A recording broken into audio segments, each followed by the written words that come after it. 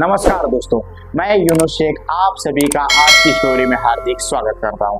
जैसा कि आप सभी जानते हैं, 15 अगस्त 2024 इंडिपेंडेंस डे स्वतंत्रता दिवस के मौके पर पूरे भारत में 3-2 रिलीज होने वाली है।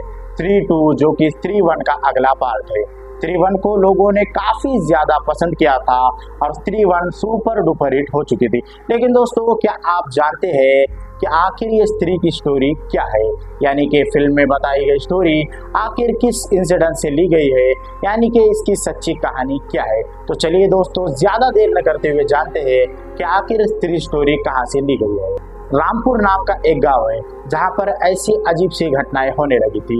रामपुर के अंदर 18 साल से बड़े नौजवान अचानक से गायब होने लगे थे और वे जंगल में मिला करते। जब लोग ज्यादा परेशान होने लगे तो वे एक बाबा के पास चले गए जो कि करीब के मंदिर में एक के पास ही रहते थे। जब वे बाबा के पास गए तो बाबा ने उन्हें बताया कि असल में पूरे रामपुर पर एक स्त्री का वश है, यानी कि एक स्त्री चुड़ैल पूरे रामपुर के 18 उम्र से ज्यादा लड़कों को परेशान कर रही है। ये बात जब सुनी तो बाबा से सभी ने पूछा कि बाबा आखिर इस पर हमें उपाय क्या है। तो उस बाबा ने बताया कि मैं तुम्हें एक स्याही दूंगा, तुम उससे घर के बाहर लिख देना, तो स्त्री कल आना। जब सभी ने बाबा का सुनते हुए घर के बाहर लिख दिया तो घर के 8 बजे के बाद सभी मर्द घर में चले जाते और वे अपने घर में सो जाते। तो स्त्री जैसे ही किसी के घर पे आती तो जैसे ही वे पढ़ लेती कि ओ स्त्री कल आना, तो वे उस घर नहीं जाती।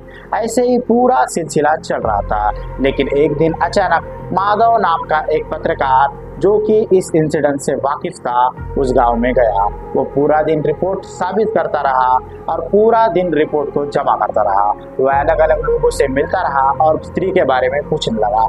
लेकिन ऐसे में माधव को पता ही नहीं चला कि कब 8 बज चुके थे।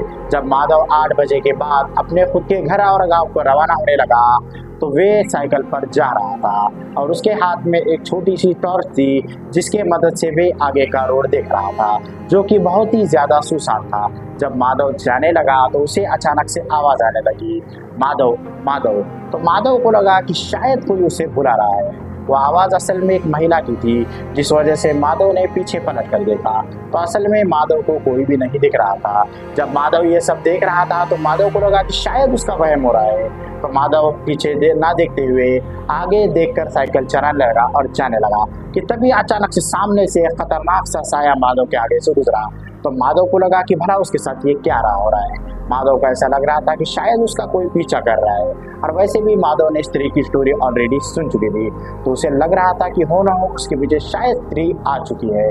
जब माधव आगे देखकर जा रहा था तो अचानक माधव के सामने वो खतरनाक स्त्री आ गई। तो माधव भागता भागता गांव में फिर से जाने लगा। वे साइकिल को भगाकर जब गांव में गया तो उसने देखा कि पूरे गांव के दरवाजे बंद हो चुके थे, कोई भी माधव को घर के अंदर नहीं ले रहा था। तो माधव जब इधर उधर भागता रहा तो वे अचानक से मंदिर के नजदीक के एक घर के पास चला गया और जब वे अंदर गया तो उसने देखा कि उस घर पर कुछ भी नहीं लिखा था। तो माधव जब खटखटाता हुए अंदर चला गया तो उस घर के अंदर कोई भी नहीं था। लेकिन जब वो माधव अंदर गया उसने दरवाजा लगा दिया तो अचानक से घर के बाहर एक महिला की चीखने की आवाज आने लगी और वे कहने लगी कि दरवाजा खोलिए, ये मैं हूँ, यानी कि मैं आपकी पत्नी हूँ। यानी कि वो कोई और नहीं बल्कि माधव की पत्नी थी, ऐसा माधव को सुनाई दे रहा था। तो माधव ने उससे पूछा कि तुम आखिर यहाँ कैसे आई।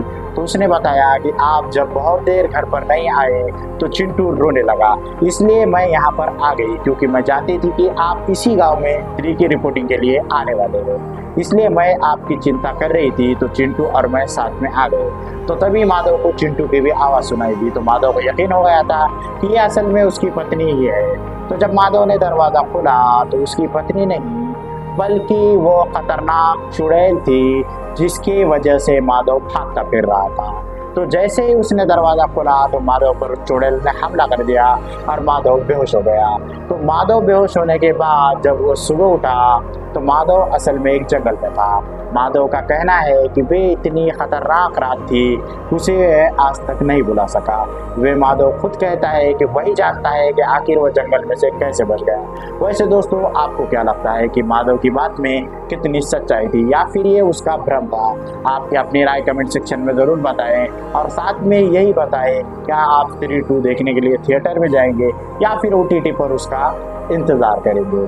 आपकी अपनी राय कमेंट सेक्शन में ज़रूर बताएं और वीडियो अच्छा लगे तो वीडियो को लाइक करें और ऐसे ही नए हॉन्टेड क्राइम और इन्फॉर्मेटिव वीडियोज़ के लिए चैनल का बेल आइकन दबाना ना भूलें। जय हिंद, जय भारत।